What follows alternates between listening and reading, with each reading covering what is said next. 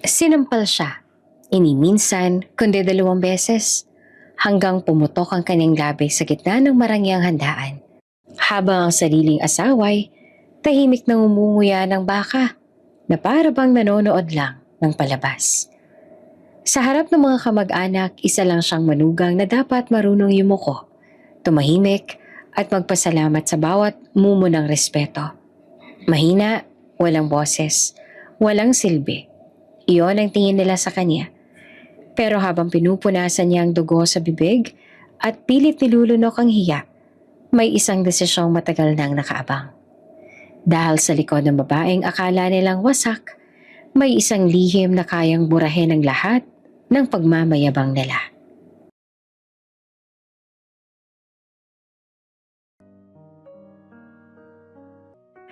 Ang tunog ng kristal na baso at kubyertos ang unang sumalubong kay Mara pagpasok niya sa marangyang function hall ng isang 5-star hotel sa Ortigas. Matingkad ang ilaw ng mga chandelier, nagbabanggaan ang halakhakan at mahihinang bulungan at humahalo ang amoy ng mamahaling pabango sa bagong lutong pagkain. Sa gitna ng ingrandeng selebrasyon, biniyag ng anak ni Bianca, kapatid ng kanyang asawa, parang may isang pader na nakatayo sa pagitan ni Mara at ang lahat ng tao sa loob. Nag-iisa siyang umupo sa mesa malapit sa gilid. Walang katabi, walang nag-aabot ng upuan, walang nag-alok ng tubig. Para siyang bisitang napadpad sa maling handaan. Yan na ba yun? Bulong ng isang tiyahin sa di kalayuan. Sapat ang lakas para marinig ni Mara. Akala ko mas presentable. Sagot ng isa sabay tawa. Buti nga sa kanya. Singit naman ng isa. Kala mo kasi kung sino. Hindi tumingin si Mara. Sanay na siya. Sa tuwing may okasyon sa pamilya ng asawa niya, palaging ganon. Mga matang sumusukat, mga dila na halatang manlait. Huminga siya ng malalim at inayos ang laylayan ng suot niyang simpleng bestida. Hindi to bago, pero malinis. Hindi rin ito mamahalin, pero desente. Katulad ng buhay niya, hindi marangya, pero pinaghirapan. Sa kabilang dulo ng hall, abala naman si Adrian, ang kanyang asawa. Nakapaligid sa kanyang mga pinsan at kaibigan. May hawak na baso ng alak, tumatawa ng malakas. Palipat-lipat ng mesa na parang siyang host ng okasyon. May mga babaeng humahagikik sa bawat biro niya. Minsan napapatingin si Mara sa kanya. Umaasang magtatagpo ang mga mata nila. Pero sa tuwing mangyayari iyon, iiling si Adrian o di kaya iiwas ang tingin. At saka muling tatawa. Pa-picture tayo! Sigaw ng isa. Adrian, dito ka! Isa pa. Cheers! Ni minsan hindi siya tinawag. Ni minsan hindi tinanong kung okay lang ba siya. Dumating ang mga pagkain. Isa-isang nilapag ng mga waiter ang mga plato sa bawat mesa. Sa mesa ni Mara, huling dumating ang potahe. Isang maliit na hiwa ng isda at kanin. Sa mesa ni Adrian, naglalakihan ng steak. May kasamang alak na halatang hindi mura. Habang kumakain, napalingon si Mara sa gitna ng hall kung saan buhat ang cake para sa binyag. Malaki, puti, may gintong detalye. Napangiti siya ng bahagya, hindi dahil masaya siya kundi dahil may alam siyang hindi alam ng karamihan. 3 linggo bagong okasyong to, halos umiiyak si Bianca sa telepono. Ate Mara, pasensya na. Kapos talaga kami. Gusto sana ni Mama bongga pero magkano kulang? Tahimik na tanong ni Mara noon. Down payment pa lang sa reception, malaki-laki. Hindi na nag-isip si Mara. Siya ang nagbayad ng down payment sa reception. Siya ang nag-abono sa dagdag ng dekorasyon. Siya ang nag-asikaso sa coordinator. Lihim, tahimik. Ayaw niyang mapahiya si Bianca. At lalong ayaw niyang magkaroon ng gulo. Ngayon, habang pinapanood niyang pinupuri ng mga kamag-anak si Bianca at si Doña Celia, ang biyanan niyang kilala sa angking yabang at bangis, ramdam ni Mara ang pait sa dila niya. Hindi dahil sa pagkain, kundi dahil sa katotohanang hindi kailanman mababangkit ang ambag niya. Grabe si Doña Celia, sabi ng isa. Talagang all out sa apo. Mapalad si Bianca, sagot ng iba. May ina siyang ganyan. Hindi sumingit si Mara. Hindi niya ugali ang magpaliwanag. Kung hindi, inihingi. Ngunit sa loob niya may mabigat na tanong na paulit-ulit na bumabalik. Hanggang kailan ako magiging bisita sa sarili kong buhay? Biglang tumunog ang mikropono. Tumigil ang usapan. Tumayo si Doña Celia sa gitna ng hall. Tuwid ang likod, matalim ang tingin. May hawak na baso para sa toast. Pumalakpak siya ng 2 beses. Makinig muna tayo, malakas yung sabi. May gusto lang akong sabihin.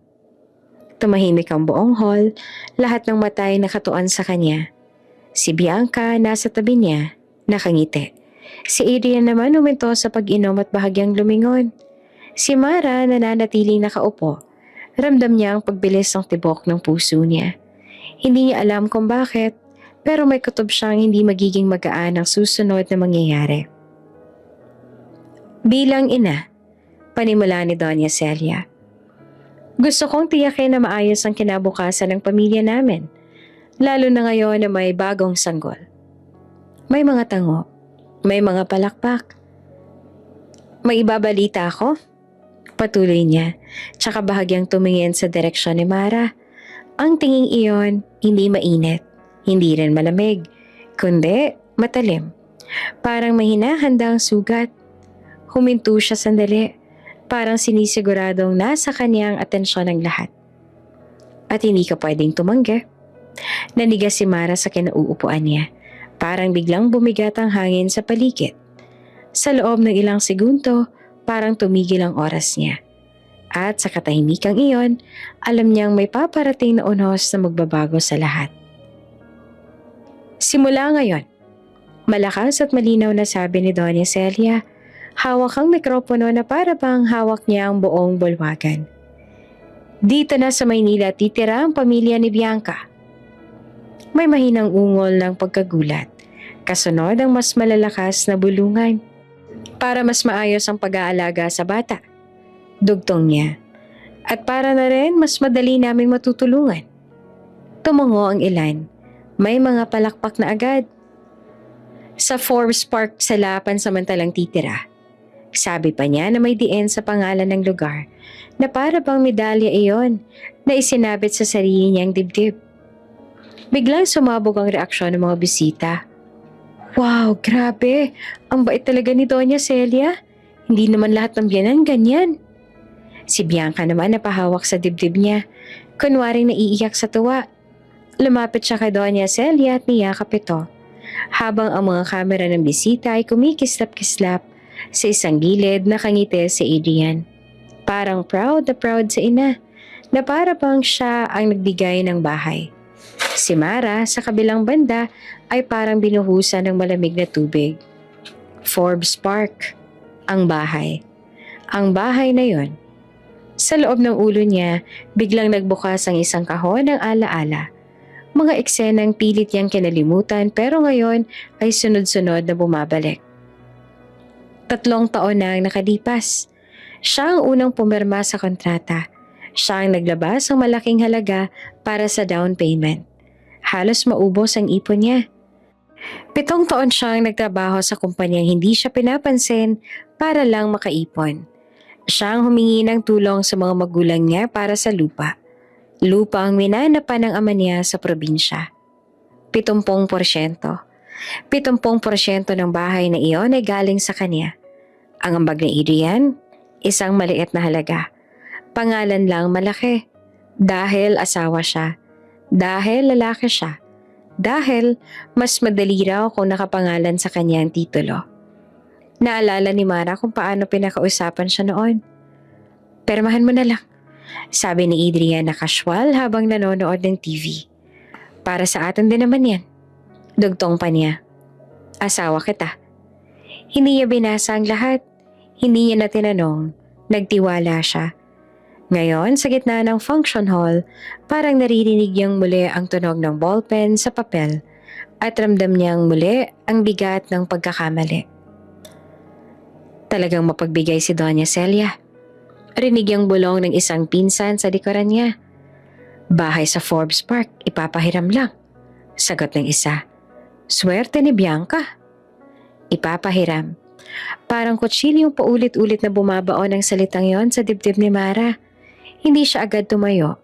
Pinilit niyang huminga ng maayos. Pinisil niya ang gilid ng mesa hanggang mangalay ang kamay niya.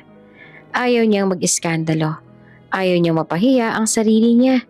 Kahit pa matagal na siyang hinuhubaran ng dignidad sa pamilyang ito. Pero habang patuloy ang papuri at palakpakan, may isang malinaw na desisyong umusbong sa loob niya. Hindi niya ito palalagpasin. Tumayo si Mara. Hindi malakas ang pagkakatayo niya. Hindi rin marahas. Pero sapat para mapansin ng mga taong malapit sa kanya. Unti-unting tumahimik ang ilang mesa. Parang may nararamdamang kakaiba. Pasensya na po. Sabi niya na mahinahon ang boses, pero may panginginig na hindi niya maitago. May sasabihin lang po ako. Huminto ang palakpakan. Ang ilang mata ay napalingon sa kanya at may pagtataka, may pagkainip, may panghuhusga. Hindi po ako papayag. Sa isang iglap na katahimikan, bumalot sa buong hall. Parang may humigop ng hangin. May basong bahagyang nabitawan. May batang huminto sa pag-iyak. Si Doña Celia ay dahan-dahang humarap kay Mara. Ang ngiting kanina lang ay puno ng papuri, ngayon ay unti-unting naglaho. Ang mga mata niya ay kumitid. Ano sinabi mo? Tanong niya na mabagal at mabigat. Hindi po ako papayag. Ulat ni Mara, mas malinaw na ngayon. Ang bahay na tinutukoy ninyo, may bahagi po akong pagmamay-ari doon. May mga bulungan na agad. Ha? May bahagi siya? Talaga ba? Si Adrian ay biglang napalingon kay Mara. Gulat na gulat. Ano bang ginagawa mo? Bulong niya. Pero hindi siya lumapit. Tumawa si Doña Celia. Isang maikling tawa na walang saya. Bahay ng asawa mo yon, sabi niya na may diin sa bawat salita. At bilang ina niya, bahay ko rin yon. May ilang tango mula sa mga kamag-anak. May mga mukhang parang nagsasabing tama lang. Nadigas ang likod ni Mara. Gusto niyang magsalita pa. Gusto niyang ilabas ang lahat ng katotohanan. Pero ramdam niya ang bigat ng mga matang nakatitig sa kanya. Ang bigat ng katahimikan na parang humihintay ng isang maling hakbang. Kung may problema ka, dugtong ni Doña Celia, huwag dito. Huwag sa araw ng binyag. Tahimik ang lahat. At sa katahimikang yon, may biglang kumalansing. Ang tunog ng upuang bahagyang umatras. 1 segundo, 2 segundo. At bago pa man makapagsalitang muli si Mara, nakita niya ang kamay ni Doña Celia na biglang umangat. Mabilis, galit, at walang pag-aalinlangan. Sa isang iglap, sumiklab ang hangin sa pagitan nila. Bago pa tuluyang bumagsak ang kamay ni Doña Celia, nakapagsalita si Mara. Hindi para manlaban, kundi para ipagtanggol ang sarili niyang katotohanan. Hindi po ito bigla, sabi niya. Pilit na steady ang boses kahit ramdam ang panginginig. Naaalala niyo po ba noong nakaraang taon? Noong tumira dito si Bianca sa bahay? May mga nagkatinginan. May ilan na biglang umiwas ang tingin. 3 buwan po, patuloy ni Mara. 3 buwan na halos ako ang naglinis ng kalat. Nasirang sofa dahil ginawang higaan ng bisita. Pader na nadudumihan ng mga kamay nang hindi malang pinunasan. Kusinang iniwang parang dinaanan ng bagyo. May humigop ng hininga, may bahagyang umubo. Hindi po ako nagreklamo noon, dagdag niya. Kahit ni minsan, kasi pamilya, kasi akala ko may respeto. Napangiwi si Doña Celia. Ang noo niya ay nakakunot at ang mata niya ay nagdiyab. Respeto? Sigaw niya. Ikaw ang magsasabi sa akin ng respeto? May kumalabog na upuan. May batang napaiyak. Walang hiya! Biglang sigaw ni Doña Celia. Halos mabasag ang mikropono sa labas ng boses. Walang hiyang bata ka! Bago pa man makaiwas si Mara, dumapo ang unang sampal. Malutong, malakas, parang pumutok ang hangin sa pagitan nila. Napaikot ang ulo ni Mara at muntik na siyang mawala ng balanse. Tumama ang balikat niya sa gilid ng mesa. Nagkalansing ang mga kubyertos. May mga basong natumba. May sumigaw pa ng ay. Hindi pa siya nakabawi nang dumating ang pangalawa. Mas malakas, mas mabigat. Ramdam niya ang kirot hanggang sa panga. May mainit na dumalay sa gilid ng labi niya. Nang idampi niya ang dila niya, lasang bakal ang sumalubong. Dugo. Tumigil ang mundo sa loob ng ilang segundo. Tahimik ang buong function hall. Hindi dahil sa gulat lang, kundi dahil walang may gustong magsalita. May mga matang nanlaki, may mga bibig na bahagyang nakabuka, pero walang tumindig para sa kanya. May isang tiyahin na napabulong. Grabe naman. May isa pang sumagot. Huwag na kayong makialam. May ilan pang nagbulungan sa likod. Sapat ang lakas para marinig ni Mara kahit nahihilo siya. Siya rin kasi. Sumagot pa. Pinilit ni Mara na tumayo ng tuwid. Masakit ang pisngi niya. Parang nasusunog. Nanginginig ang tuhod niya pero ayaw niyang bumagsak. Ayaw niyang makita nilang durog siya. Huminga siya ng malalim kahit masakit. At doon niya hinanap ang isang taong inaasahan niyang tatayo para sa kanya. Si Adrian. Lumapit ang tingin niya sa mesa sa gitna kung saan nakaupo ang asawa niya. Umaasa siyang makikita niya ito na nakatayo. Galit. Ipinagtatanggol siya kahit isang salita lang. Adrian. Mahina niyang tawag na halos hindi marinig. Ngunit nasa mesa pa rin si Adrian. Nakaupo, tahimik, hawak ang baso. Hindi siya tumitingin kay Mara. Nakatitig lang siya sa plato sa harap niya. Parang may iniisip at parang may pinipiling huwag gawin. May isang pinsan na tumapik sa balikan ni Adrian. May bumulong sa kanya. Hindi naman tumayo si Adrian. Parang may mas malakas pang tumama kay Mara kesa sa sampal. Hindi na siya umiyak. Hindi pa. Pero may pumutok sa loob niya. Isang bahagi ng sarili niyang matagal nang humahawak sa pag-asang may kakampi sa pamilyang to. Pinunasan niya ang dugo sa labi gamit ang likod ng kamay. Narinig niya ang sarili niyang huminga. Mabigat, buo, at puno ng pagpipigil. Sa paligid niya ay unti-unting bumabalik ang ingay. May mga nagkunwaring abala sa pagkain. May mga nag-ayos ng upuan. May mga nagpatuloy sa pagkuha ng video. Pero hindi sa kanya, kundi sa cake, sa binyag. Sa masayang okasyon. Para bang wala lang nangyari. Tumayo si Doña Celia ng tuwid.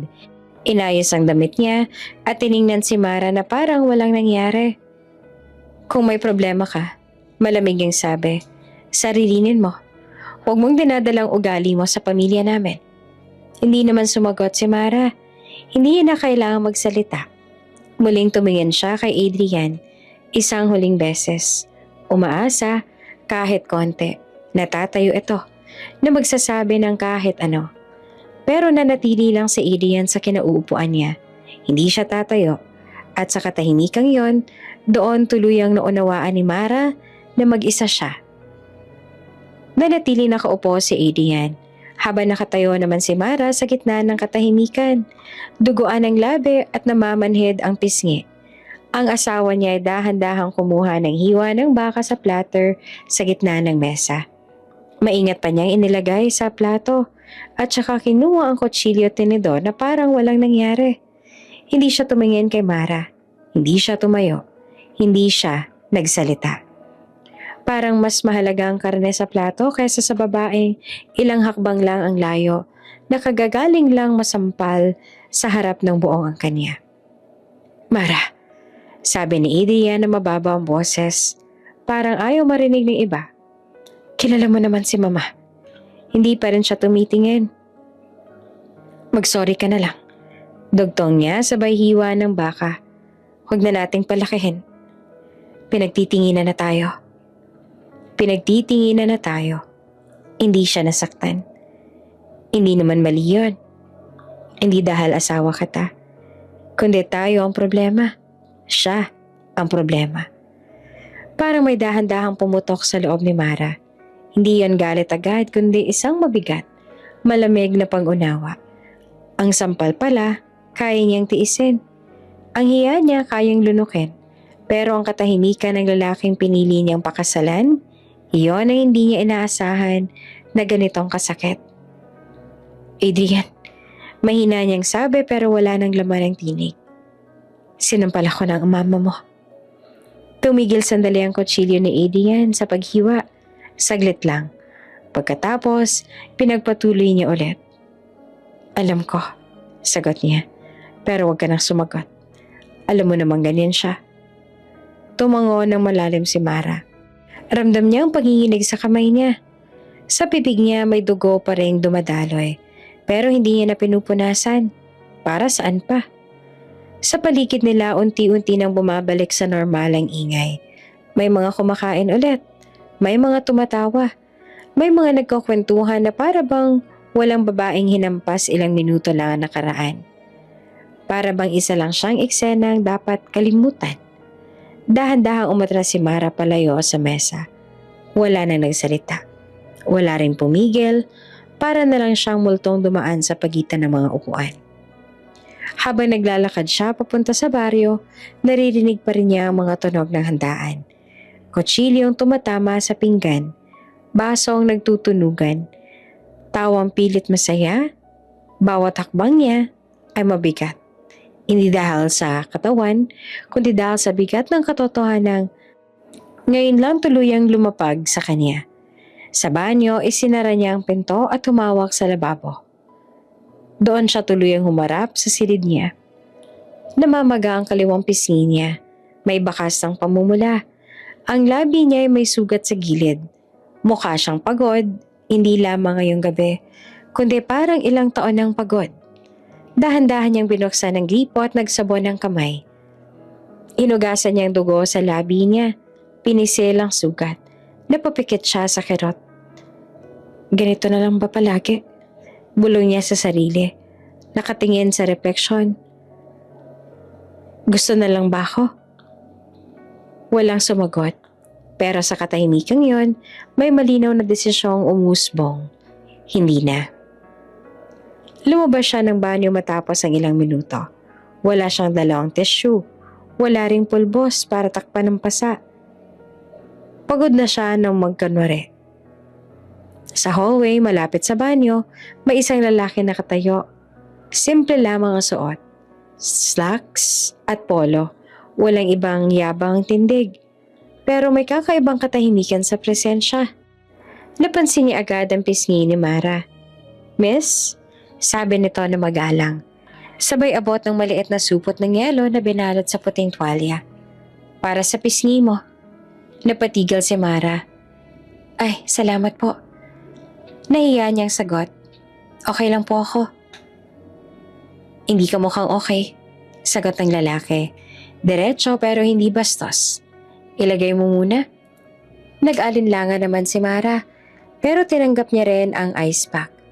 Inilapat niya sa pisngi niya at doon niya naramdaman kung gaano itong kasakit. Talaga.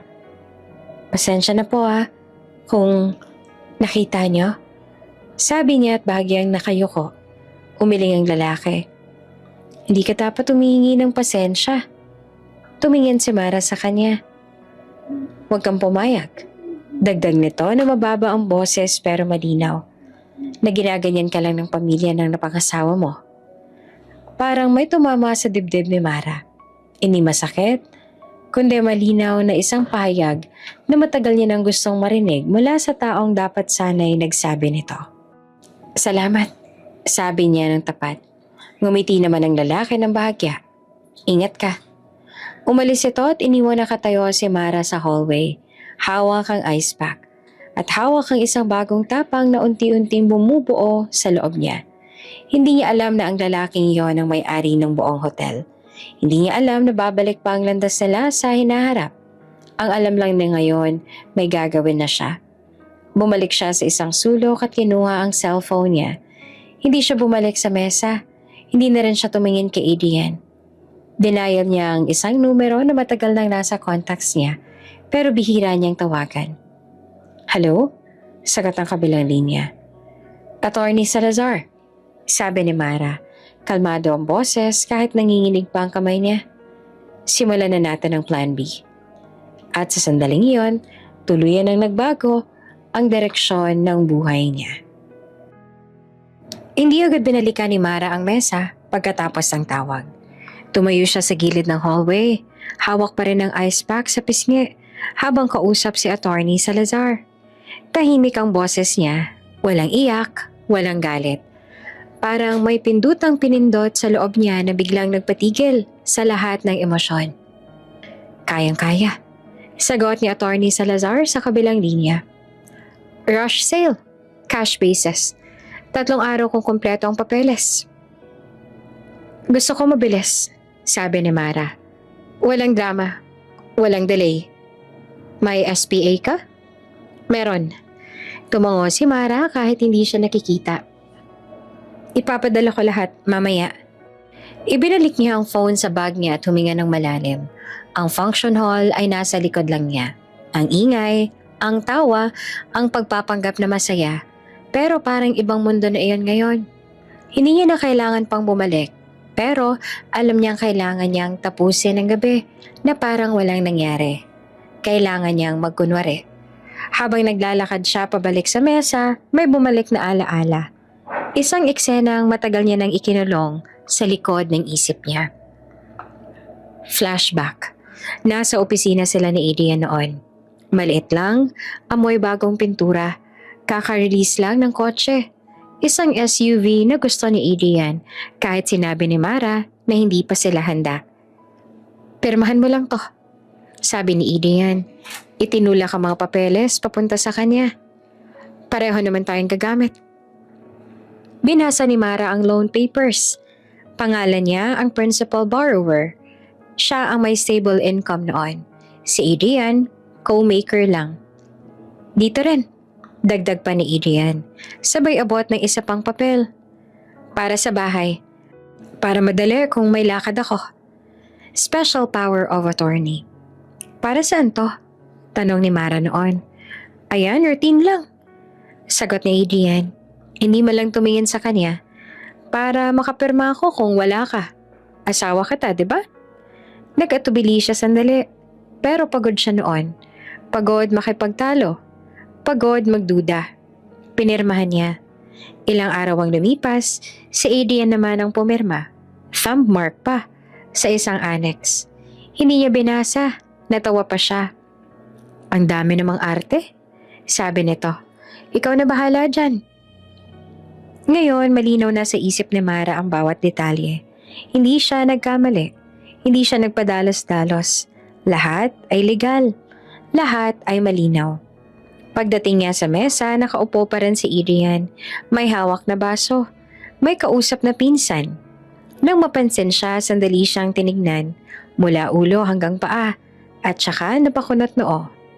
Ayos ka lang? Tanong niya na parang obligasyon lang. Oo. Sagot ni Mara ng diretso. Ayos lang. Umupo siya at kinuha ang maliit niyang pouch. Dahan-dahan niyang inilabas ang lipstick at pulbos. Sa salamin ng compact, nakita niya ang pasa. Hindi na kasing pula, pero halata pa rin. Maingat niyang tinapalan ng concealer. 1 patong, 2, 3. Hanggang sa magmukhang normal ulit ang pisngi niya. Kahit alam niyang sa loob, hindi na. May isang tiyahin na napatingin sa kanya, parang may gustong sabihin. Pero piniling manahimik. May isang pinsa na nagbulungan, sabay tawa. Hindi na iyon pinansin ni Mara. Tahimik lang siya habang lumilipas ang oras. Hindi na siya sumali sa usapan. Hindi na rin siya kumain. Ang bawat segundo ay parang binibilang niya papalayo sa lugar na iyon. Makalipas ang ilang sandali, tumayo siya. Uuwi na ako. Sabi niya at malinaw at sapat ang lakas para marinig ni Adrian. Napatingin naman si Adrian. Ha? Ang aga mo naman. Masakit ulo ko. Sagot niya. Hindi iyon kasinungalingan. Tumingin si Adrian sa paligid at saka tumango. Sige, susunod ako. Mamaya. Hindi siya nagtanong kung okay lang ba talaga siya. Hindi niya tinanong kung gusto ba niyang sabayan. Hindi siya tumayo. Tumalikod si Mara at naglakad palabas ng function hall. Sa bawat hakbang, parang may unti-unting nababawas sa bigat sa dibdib niya. Hindi dahil gumagaan ang sitwasyon, kundi dahil malinaw na sa kanya ang susunod na gagawin. Paglabas niya ng hotel, sumalubong ang malamig na hangin ng gabi. Huminga siya ng malalim at inalabas ang cellphone. Isang mensahe ang pumasok mula kay Attorney Salazar. Send mo na ang docs. I'll line up buyers tonight. Nag-type si Mara ng maikling sagot. Copy. Tonight. Sumakay siya sa kotse at pinaandar ang makina. Sa rearview mirror nakita niya ang sarili niya. Maayos ang buhok, maayos ang ayos. Walang bakas ang gulo. Pero sa loob niya, nagsimula na ang countdown. 3 araw.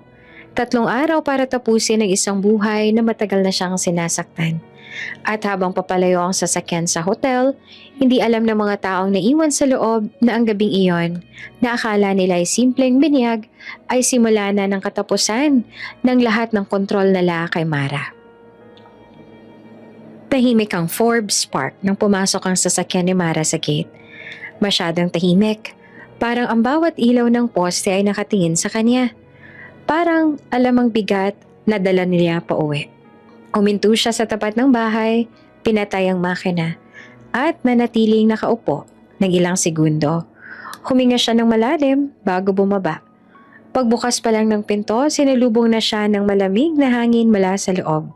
Hindi dahil sa aircon, kundi dahil sa katahimikan. Ang bahay na minsang pinangarap niyang maging ligtas na lugar, ngayon ay parang estranghero na. Inalapag niya ang bag sa console table. Tumingin siya sa sala. Ang sofa na minsang nasira. Ang pader na minsang nadumihan. Lahat ay maayos na ngayon. Pero hindi na yon mahalaga. Ang mahalaga ay ang mga papel. Diretso siyang umakyat sa master's bedroom. Binuksan niya ang aparador, inalis ang ilang damit, at inilantad ang maliit na safety box na nakatago sa likod. Pinundot niya ang code. Isang petsang minsan ay mahalaga sa kanya. Bumukas ang pinto. Nandoon ang lahat. Ang titulo ng bahay, ang mga alahas sa bigay ng mga magulang niya, ang special power of attorney, maayos na nakafile. Kinuha niyang mga dokumento, inilapag sa kama, at isa-isang kinuna ng malinaw na litrato. Sinigurado niyang kompleto ang bawat pahina. May perma, may thumb mark. Binuksan niya ang laptop at in-upload ang file sa encrypted folder na sinabi ni Attorney Salazar. May kaba, pero malinaw ang isip niya. Ilang minuto lang, may pumasok na mensahe. From Attorney Salazar, received. Appraised value is 30 million. Rush offer at 27.5 million. Cash. Napatingin si Mara sa screen. Alam niyang mababa iyon kumpara sa market value. Alam din niyang iyon ang kapalit ng bilis at katahimikan. Nag-type siya ng maikling sagot. Accept. Walang drama, walang tanong. Pinindot niya ang send. Isinara niya ang laptop at binalik ang dokumento sa safety box. Maliban sa SPA na inilagay niya sa bag, umupo siya sa gilid ng kama at pinikit ang mga mata. Sa unang pagkakataon mula kanina, naramdaman niya ang pagod. Hindi pisikal, kundi emosyonal. Makalipas ang halos 1 oras, narinig niya ang tunog ng gate. Isang sasakyan ang pumasok. Kilala niya ang tunog ng makina, kahit nakapikit. Si Adrian. Bumaba ito ng hagdan na parang walang bigat ang katawan. Amoy alak ang hangin nang pumasok ito sa kwarto. May halong pabango, hindi kanya. Ang aga mo pala, sabi ni Adrian na tinatanggal ang relo. Akala ko nagtatampo ka. Hindi agad sumagot si Mara. Tumayo siya at inayos ang kama. Kunwaring may ginagawa. Okay ka na? Tanong ni Adrian, sabay upo sa silya. Gabi ka kanina, napahiya si Mama. Huminga si Mara. Pinili niya ang tono. Kalmado, walang emosyon. Pagod lang ako, sagot niya. Tumawa si Adrian. Kilala mo na si Mama. Hindi mo na dapat sinagot. Sa weekend darating ang angkan dito. Maghahanda tayo. Napatigil si Mara sa pag-aayos. Dahan-dahan siyang humarap. Buong angkan? Tanong niya. Oo, sagot ni Adrian. Casual. Sabi ni Mama, dito raw sila magsistay. Mas maluwag naman ang bahay. Saglit na katahimikan. Sa loob ng ulo ni Mara, parang may ticking sound. Parang orasan na paalala ng oras na lumilipas. Okay, sabi niya sa wakas. Isang salita lang, walang tutol, walang tanong. Napangiti si Adrian at halatang kampante. Ayan, ganyan ka dapat. Alam mo namang pamilya ko yan. Tumayo si Mara at dumiretso sa banyo. Sa salamin nakita niya ang sarili. Kalmado ang muka. Maayos ang ayos. Walang bakas ang galit. Walang bakas ang takot. Pero sa kamay niya nasa bag ang SPA. At sa phone niya, naka-line up na ang susunod na hakbang. Paglabas niya ng banyo, dumiretso siya sa kusina at nagbukas ng tubig. Uminom siya ng diretso sa baso. Pinakalma ang sarili. May kailangan ka ba? Tanong ni Adrian mula sa kwarto. Wala, sagot ni Mara. Maaga akong matutulog. Good, sagot nito. Busy ang weekend. Busy nga. Sa kwarto, humiga si Mara sa kama. Nakatalikod kay Adrian. Sa dilim, inilabas niya ang phone at tiningnan ang confirmation email mula sa abogado. Deal in motion. Funds clearing. Ipinikit niya ang mga mata, pinigilan ng ngiti. Okay, bulong niya sa sarili. Sa likod niya ay humilik si Adrian. Payapa, kampante, walang alam. At sa katahimikang iyon, hawak ni Mara ang bomba. Nakapin na, nakahanda, habang sinasagot niya ang mundo ng isang salitang magpapabagsak sa lahat. Oo.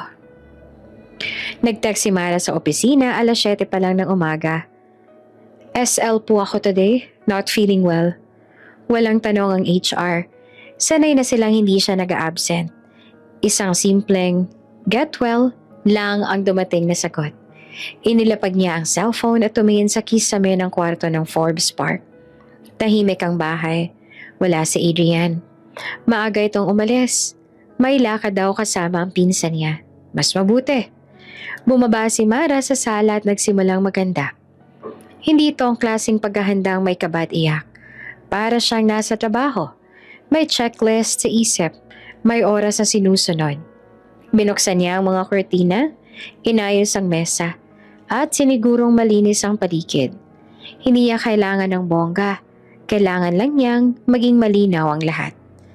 Bandang 10:00 dumating si Attorney Salazar kasama ang 2 investor.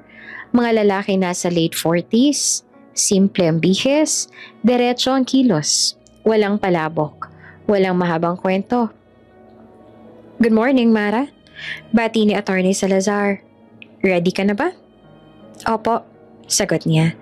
Habang naglalakad sila sa sala, napatingin ang isa sa mga investor sa mukha ni Mara. Hindi lantaran, pero halata. Okay ka lang? Tanong nito na may pag-aalala. Nabangga lang po, sagot ni Mara. Maikli. Hindi niya na dinugtungan. Nagkatinginan ng mga lalaki, pero walang nagsalita. Diretso na silang tumingin sa paligid ng bahay. Ang sahig, ang kisame, ang mga kwarto. May ilang tanong, ilang sukat, ilang larawan. Si Mara ay sumasagot lang kung kailangan. Hindi niya kailangang ipagtanggol ang bahay. Alam niyang maganda ito. Alam niyang sulit. Sa gitna ng inspection, dumating ang mensahe sa phone niya. Bank notification. Incoming credit, pending. Hindi siya ngumiti. Hindi pa. Makalipas ang 1 oras, nagtipon sila sa dining area. Inilatag ni Attorney Salazar ang papeles. Mabilis ang usapan. Diretso sa numero, diretso sa kondisyon. 27.5 million cash. Sabi ng isa sa mga investor. Transfer today, clean title, SPA verified. Tumango si Attorney Salazar. Cleared. Tumingin siya kay Mara. Final na? Opo. Sagot ni Mara na walang pag-aalinlangan. Pumirma siya. 1 beses, 2 beses. Tahimik ang paligid, walang palakpakan, walang emosyonal na eksena. Pero sa bawat pirma parang may isang tanikala ang napuputol. Ilang minuto lang, tumunog ang phone niya. Bank notification, credit successful. Tiningnan niya ang screen. Nandoon ang halaga, malinis, malinaw, walang kondisyon. 27.5 million. Hindi siya napaupo. Hindi siya napaiyak. Hindi siya napatawa. Tumingin lang siya sa mesa at saka huminga ng malalim. Congrats! Sabi ng isa sa mga investor. Smooth transaction. Salamat, sagot ni Mara. Pag-alis nila ay muling bumalik ang katahimikan sa bahay. Umupo si Mara saglit sa sofa, ang sofa na minsang nasira, na minsang pinagtalunan. Ngayon, wala na siyang pakialam. Tumayo siya at umakyat sa kwarto. Binuksan niya ang aparador at kumuha ng maleta. Hindi siya nag-empake ng lahat. Hindi niya naman kailangan. Kinuha lang niya ang mga personal niyang gamit. Damit na binili niya gamit ang sariling pera. Mga libro. Ilang frame na may larawan ng magulang niya. Iniwan niya ang karamihan. Hindi iyon pagtakas, iyon ay pagpili. Habang nag-eempake, may napansin siya sa ilalim ng kama. Isang maliit na itim na bagay na bahagyang nakausli. Lumuhod siya at hinila iyon palabas. Isang itim na USB. Napatigil siya. Hindi iyon kanya. Kilala niya ang lahat ng gamit niya. Kinuha niya ito at tinignan. Walang label, walang marka. Umupo siya sa gilid ng kama. Hawak ang USB. Saglit siyang nag-isip. Alam niyang kay Adrian iyon. Ilang beses siya nang nakita itong may dalang laptop. Laging may bitbit na maliit na USB na hindi niya pinapahawa kahit na kanino. Bakit nandito to? Tiningnan niya ang pinto. Sinigurong nakasara. Inilagay niya ang USB sa bulsa ng bag niya. Hindi pa binubuksan. Hindi pa sinisilip. Hindi pa oras. Mula sa ibaba may narinig siyang tunog ng gate. Parang may dumaan. Pero hindi pumasok. Sumilip siya sa bintana. Wala si Adrian. Bumalik siya sa kama. Ipinikit ang mga mata saglit. Sa loob niya may kakaibang pakiramdam. Hindi kaba, kundi babala.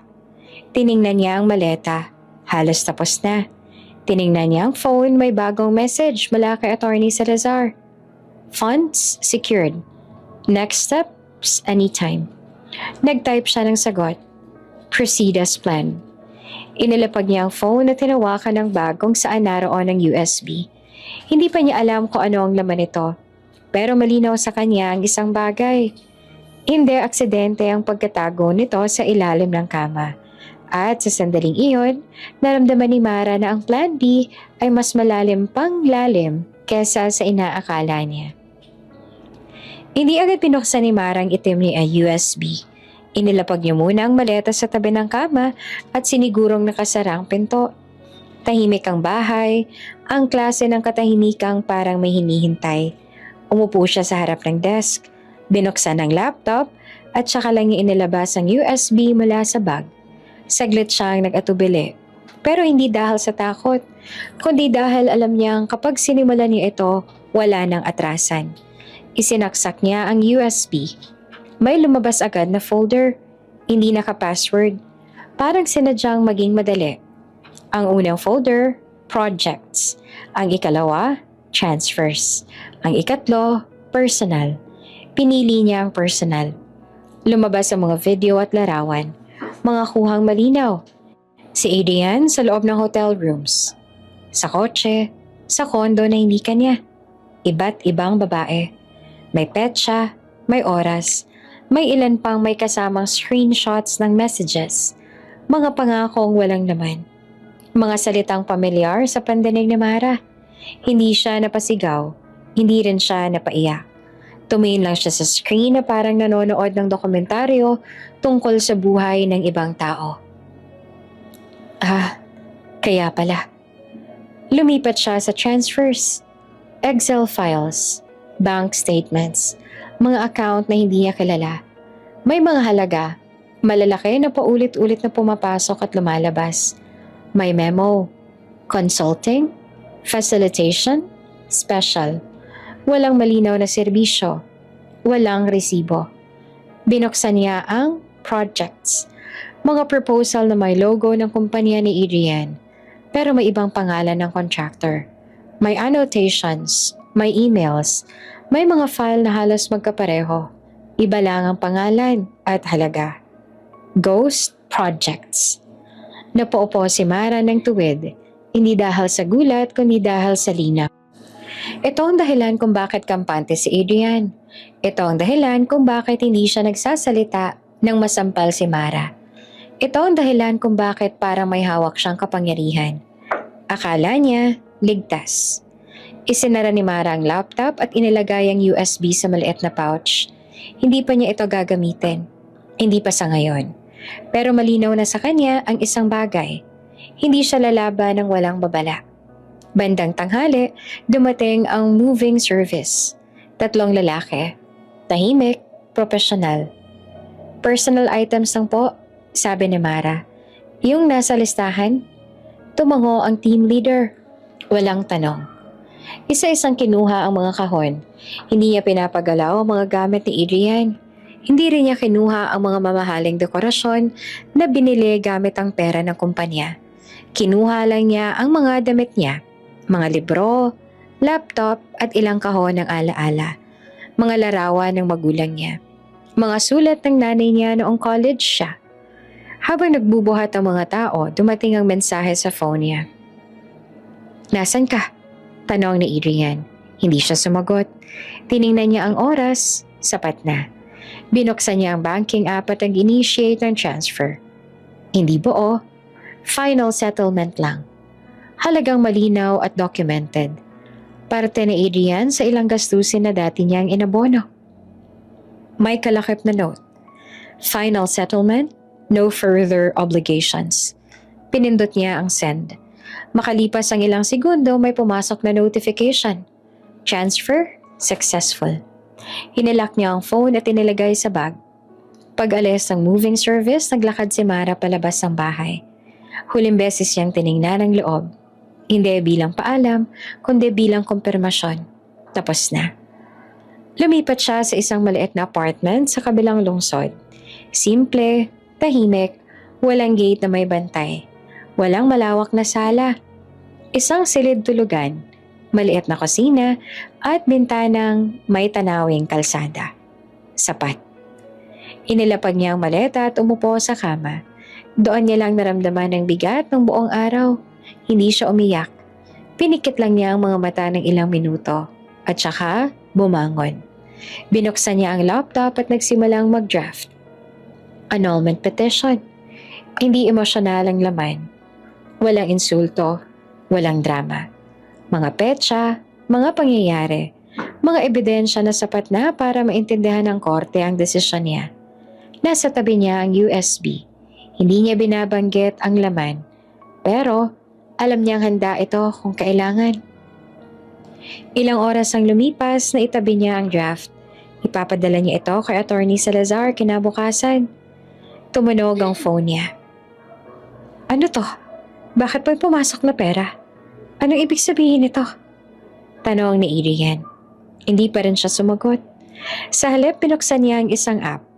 Ang security camera app ng bahay sa Forbes Park. Matagal niya nang gustong i-delete iyon. Pero nakalimutan niya. Ngayon, kusang bumukas ang live feed. Nakikita niya ang sala. At ilang segundo lang, bumukas ang pinto. Pumasok si Adrian, naggulat ang mukha na mapansing wala ng mga gamit ni Mara. Naglakad-lakad ito. Binuksan ang aparador, sinilip ang kwarto. Kita sa kamera ang pagkunot ng noo niya, ang pag-igting ng panga. Hinawakan ni Mara ang phone, pinatay ang tunog, nananatiling naka-on ang app. At sa maliit na apartment na yon, mag-isa pero buo, naunawaan ni Mara na kahit umalis siya sa bahay, hindi pa tapos ang kwento. Huminto ang puting van sa tapat ng bahay sa Forbes Park bandang 2:00 ng hapon. Isa-isang bumaba ang mga kamag-anak. May bitbit na malalaking bag. May dalang kahon ng pagkain. May ilan pang may hawak na regalo na parang siguradong sigurado silang may pagtitipong mangyayari. Ang laki talaga, sabi ng isang tiyahin, palingalinga. Sabi ko na nga ba, sagot ng isa pa, hindi tayo mapapahiya dito. Sa unahan bumaba si Doña Celia. Tuwid ang tindig, nakataas ang baba. Parang reyna sa sarili niyang kaharian. Sumunod naman si Adrian. Tahimik pero kampante. Hawak ang susi ng sasakyan. Dito muna tayo, utos si Doña Celia. Ipakita natin kung paano ang tamang housewarming. May halakhakan, may palakpakan, may ilang nag-selfie sa gate pa lang. Hindi nila alam na bitag ang pinapasok nila. Pagpasok sa loob ng compound, naglakad ang grupo papunta sa lobby area. May ilan pang nagtanong kung saan ilalapag ang mga gamit. Sa loob na, sagot ni Adrian. May space naman. Sa elevator, siksikan ng lahat. May batang maingay. May matandang nagrereklamo sa lamig ng aircon. Si Doña Celia ay nasa gitna at nagkukwento. Dito na talaga titira si Bianca. Sabi niya ng mayabang. Hindi na sa maliit na inuupahan, sa maayos na bahay na.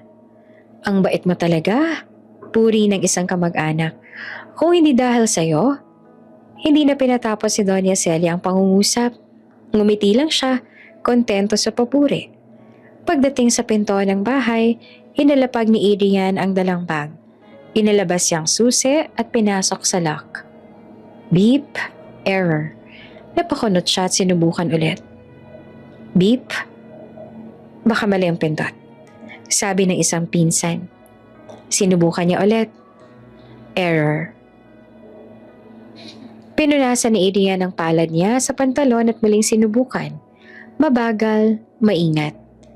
Beep. Error pa rin. Anong problema? Tanong ni Doña Celia na iritado. Sandali lang, sagot ni Adrian, pilit na kalmado. Baka nagloko lang. Sinubukan niya ang backup code. Beep. Hindi pa rin bumubukas. May nagsimulang magbulungan. Hindi ba yan ang tamang code? Baka napalitan. Napatingin si Adrian sa phone niya. Walang signal issue. Tinawagan niya si Mara. Nag-ring, ngunit walang sagot. Tinawagan niya ulit.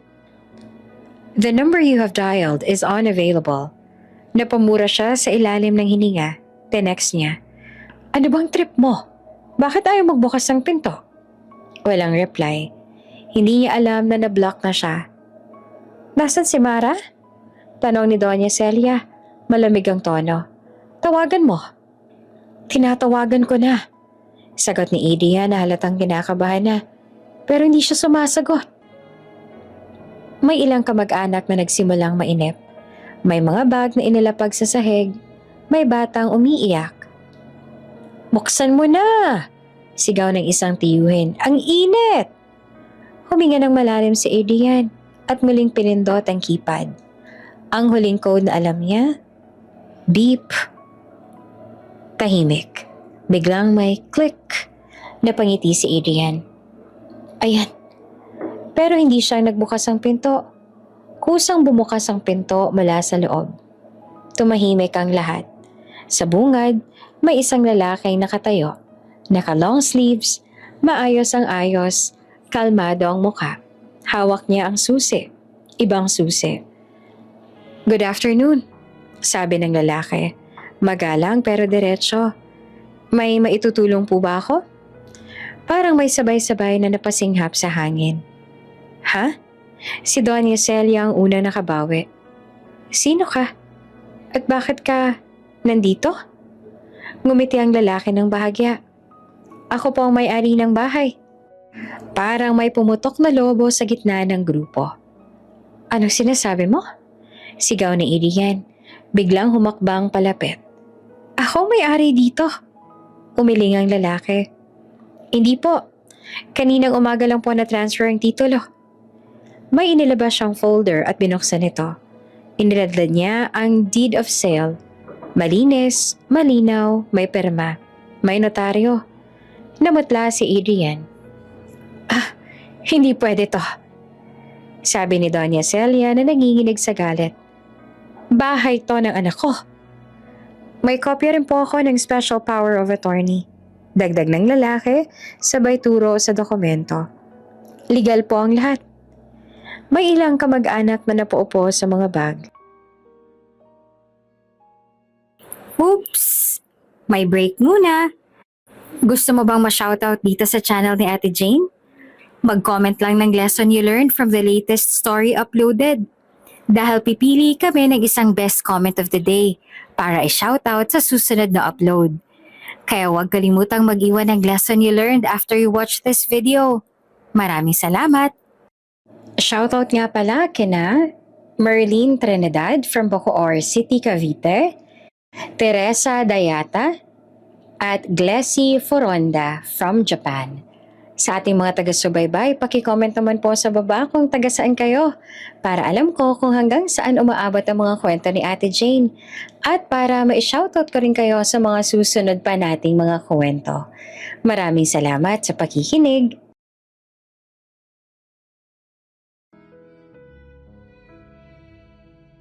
May isang napasigaw ng, anong nangyayari? Tumingin si Adrian sa papel at doon niya nakita ang pamilyar na perma. Ang thumb mark, ang perma na hindi niya binasa. Parang binuhusan siya ng malamig na tubig. Napaatras siya ng isang hakbang. Nasaan? Si Mara? Tanong niya na halos pabulong. Hindi naman sumagot ang lalaki. Hindi niya kailangan. Sa likod ng grupo, may nagbukas ng phone. May nagvideo, may nagbulungan. Sa harap ng pintuan ng bahay na akala nila'y kanila, unti-unting gumuho ang kumpiyansa ng buong angkan. At sa sandaling iyon, malinaw na malinaw kay Adrian. Hindi ito aksidente. Hindi ito pagkakamali. Ito ang simula ng pagbagsak nila.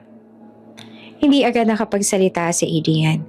Nakatitig lang siya sa mga papeles na hawak ng lalaking nasa bungad ng pinto. Ang bagong may-ari. Malinis ang pagkakaayos ng folder. Malinaw ang mga pahina. At sa gitna ng lahat ng iyon, nandoon ang perma na pamilyar sa kanya. Ang sa kanya at ang thumb mark. Hindi pwede to. Mahinang sabi ni Adrian. Parang sarili lang niya ang kausap. Hindi ako pumayag. Pumayag po kayo. Putol ng lalaki. Mahinahon pero walang pag-aalinlangan. Naka-attach po ang Special Power of Attorney. May notaryo. Verified. Inilapit ng lalaki ang dokumento at itinuro ang isang bahagi. Doon malinaw na malinaw ang petsa. Ilang buwan nang nakalipas. Biglang bumalik sa isipan ni Adrian ang eksenang iyon. Ang opisina, ang makapal na papel, ang biro niya habang nagsa-thumb mark. Ikaw na bahala dyan. Parang biglang sumikip ang dibdib niya. Napahawak siya sa sentido. Anong SPA? Singit ni Doña Celia ng pabuluksok ang boses. Anong pinagsasabi mo dyan? Inabot ni Adrian ng papel at binasa. Ngayon lang, sa unang pagkakataon, habang binabasa niya, unti-unting nagbago ang mukha niya. Ang kumpiyansang dala niya kanina ay napalitan ng kaba. Tapos ng takot. Adrian? Tawa ni Doña Celia. Ano yan? Hindi siya agad sumagot. At doon naubos ang pasensya ng ina. Isang malakas na sampal ang dumapo sa pisngi ni Adrian. Hindi to katulad ng sampal kay Mara. Ito ay puno ng galit at pagkadismaya. Napaatras si Adrian ng isang hakbang. May mga kamag-anak na napasinghap. May batang napaiyak. Bobo! Sigaw ni Doña Celia at nanginginig ang kamay. Pinirmahan mo yan? Tumahimik ka! Sigaw niya. Iyan ang dahilan kung bakit nawawala sa atin ang bahay. May ilan sa mga kamag-anak na nagbulungan. Kasalanan naman pala niya. Ang tanga naman. Ang bagong may-ari umatras ng kalahating hakbang. Hinayaang maglabas ng galit ang pamilya. Pero nang magsimulang lumakas ang boses at may nagbantang sisigaw pa, itinaas niya ang kamay. Pasensya na po, sabi niya kalmado. May proseso po tayo rito. Kung may concern, pwede po nating idaan sa legal. Legal? Sigaw ng isang tiyahin. Hindi ka ba nahihiya? Bahay to ng pamilya namin. Hindi na po, sagot ng lalaki. Diretso. Sa ngayon, may kumuha ng phone at nag-video. May nag-post agad. Ramdam sa hangin ang iskandalong paputok. Lumabas kayo! Sigaw ni Doña Celia, tinuro ang pinto. Wala kayong karapatang nandito. Ma, sabi ni Adrian na halos pabulong na. Teka! Hindi na siya pinakinggan ng ina. Hinila niya ang braso ni Adrian na parang bata. Tumawag ka ng pulis. Utos niya sa isang pamangkin. Ngayon na! Ilang minuto lang dumating ang pulis. 2. Maayos ang kilos. Seryoso ang mukha. May report po ba? Tanong ng isa. Lumapit ang bagong may-ari at pinakita ang mga dokumento. Tahimik na binasa ng pulis ang deed of sale, ang spa, ang notary seal. Sir, sabi ng pulis kay Adrian. Legal po ang bentahan. May authority po ang nagbenta. Pero hindi ako pumayag. Sigaw ni Adrian na desperado. Niloko ako. Tiningnan po namin ang papeles. Sagot ng pulis. Kung may reklamo po kayo, sa korte na po yan. Biglang lumapit si Doña Celia. Tawagan yung babaeng yon. Sigaw niya. Siyang may pakana nito. Tumango ang pulis. Ma'am, pwede po ba namin makausap ang nagbenta? Inilabas ang bagong may-ari ang phone. Nakausap ko na po ang seller kanina, pero pwede po nating tawagan. Pinindot niya ang speaker. 1 beses, 2, nag-ring. Sa kabilang linya may sumagot, kalmado. Hello? Natahimik ang lahat. Mara? Sabi ng pulis sa magalang. Kami po ay nasa Forbes Park. May concern lang po tungkol sa bentahan ng bahay. Tahimik ang kabilang linya sa loob ng 1 segundo. Opo, sagot ni Mara. Malinaw ang boses. Ano po ang concern? Napatitig si Adrian sa phone. Parang gusto niyang magsalita pero hindi niya alam kung paano. Confirm lang po, dugtong ng pulis. Ikaw po ba yung nag-authorize ng sale? Opo, sagot ni Mara. Walang pag-aalinlangan. Legal po ang lahat. May special power of attorney po ako. May umiyak na sa likod. May napaupo. Si Doña Celia ay napahawak sa dibdib. Gusto mo ba kaming ipahiya? Sigaw niya. Direkta sa speaker. Hindi naman agad sumagot si Mara. Nang magsalita siya, mabagal at malinaw ang bawat salita. Hindi ko po kayo pinahiya, sabi niya. Tinapos ko lang po ang kaya ninyong gawin sa akin. Tahimik ang paligid, kahit ang mga pulis ay nagkatinginan. Kung wala na pong ibang concern, dugtong ni Mara, pakisunod na lang po ng proseso. Salamat. At namatay ang linya. Sa harap ng bahay na akala nila'y kanila, sa gitna ng mga matang nakatutok at mga kamerang nakabukas, tuluyang naunawaan ni Adrian at ng buong angkan. Wala na silang kontrol. Hindi na babalik si Mara. Hindi agad gumalaw ang lahat matapos maputol ang tawag. Parang may naiwan na echo sa hangin. Ang kalmadong boses ni Mara, malinaw at walang bahid ng galit. Mas tumama iyon kaysa sigawan. Mas masakit kaysa sampal. Sir, sabi ng isang pulis kay Adrian. Mahinahon pero diretso. Kailangan na po ninyong lisanin ang property. Paano? Nauutal na tanong ni Adrian. Paano kami aalis? Pamilya ko to. Hindi na po ito pagmamayari ninyo. Ulit ng pulis. May sapat na dokumento ho ang bagong may-ari. Nagkatinginan ng mga kamag-anak. May ilan na biglang nag-impake ng mga dala nila. May nagmura sa ilalim ng hininga. May umiiyak. Si Doña Celia ay nakatayo pa rin. Nanginginig sa galit at hiya. Hawak ang bag na parang gusto niyang ihampas kung kanino.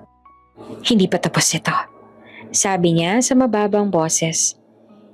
Hindi niya tayo pwedeng bastusin ng ganito. Hindi na siya pinansin ng pulis. Tinuro ng isa ang gate. Ma'am, please. Isa-isang lumabas ang pamilya. Ang mga tiyahin na kanina'y nagyayabang. Ang mga pinsang nagvi-video. Ang mga batang kanina'y excited. Tahimik na ngayon. Mabigat ang hakbang. May ilang napalingon pa sa bahay. Parang umaasang magbabago ang lahat kapag tumingin sila ulit. Hindi nagbago. Sa loob nananatili ang bagong may-ari at ang pulis. Sa labas, sa sidewalk nakatayo si Adrian. Parang hindi alam kung saan pupunta. Ang phone niya ay nasa kamay. Nakapatay ang screen. Parang takot siyang buksan. Adrian, tawag ni Doña Celia at may pilit na lakas. May gagawin ka ba o tatanga-tanga ka dyan? Hindi siya sumagot. Parang biglang naubos ang lahat ng ingay sa paligid. Narinig niya ang sariling paghinga. Ang tibok ng puso niya, ang tunog ng gate na tuluyang nagsara. Iyon ang tunog ng katotohanan. Lumipas ang ilang minuto, unti-unti nagsialisa ng mga kamag-anak. May sumakay sa van, may tumawag ng Grab, may nagpantapang magreklamo. Naiwan si Adrian at ang ina niya sa gilid ng kalsada. Uwi na tayo. Utos si Doña Celia at pilit ang boses. Pag-usapan natin to. Hindi pa rin gumalaw si Adrian. Sa isip niya, bumalik ang mga eksena. Ang binyag, ang sampal, ang katahimikan niya. Ang boses ni Mara sa speaker. Hindi galit, hindi nagmamakaawa. Kalmado. Tinapos ko lang ang kaya niyang gawin sa akin. Parang doon lang niya tunay na naintindihan ang ibig sabihin ng mga salitang yon. Umupo siya sa likod ng van. Nakatungo, hawak ang phone. Binuksan niya ang contact ni Mara. Automatic, pindot. Nag-ring, ngunit walang sagot. Sinubukan niya ulit. The number you have dialed is unavailable. Napapikit siya hindi dahil sa luha kundi dahil sa bigat. Hindi niya alam kung kailan pa siya na-block. Hindi niya alam kung kailan pa siya nawala ng karapatang makipag-usap. Pag-uwi nila sa inuupahan ni Doña Celia, dumiretso ang ina sa kwarto at isinara ang pinto. Narinig ni Adrian ang pag-iyak. Hindi niya alam kung dahil ba sa galit o hiya. Siya, nananatili sa sala. Umupo sa gilid ng sofa at tumitig sa dingding. Makalipas ang ilang oras, muling kinuha ni Adrian ang phone. May naisip siyang paraan. Isa na lang. Tinawagan niya si Mara gamit ang ibang number. Ring, sumagot ang kabilang linya. Hello? Napatigil si Adrian. Mara, sabi niya na halos pabulong. Ako to. Tahimik ang kabilang linya sa loob ng ilang segundo. Anong kailangan mo? Tanong ni Mara nang walang emosyon. Pwede ba tayo mag-usap? Sabi ni Adrian. Please, hindi ganito ang gusto kong mangyari. Hindi mo gusto. Ulit ni Mara na kalmado. Pero hinayaan mo. Nasaktan ka lang. Pilit ni Adrian. Mag-usap tayo please, ayusin natin to. Hindi na to tungkol sa sakit. Sagot ni Mara. Tungkol ito sa desisyon. Bakit mo to ginawa? Tanong niya na desperado. Bakit mo kailang ipahiya kami? Huminga si Mara ng marahan. Hindi ko naman kayo pinahiya. Pinotektahan ko lang ang sarili ko. Mara, may pamilya tayo. May asawa ka. Putol ni Mara. At noong kailangan kita, pinili mong kumain. Natahimik sa Adrian. Walang maibalik na sagot. Mara, sabi niya sa huli, mahina. Mahal pa rin kita. Hindi agad sumagot si Mara. Nang magsalita siya, malinaw ang bawat salita.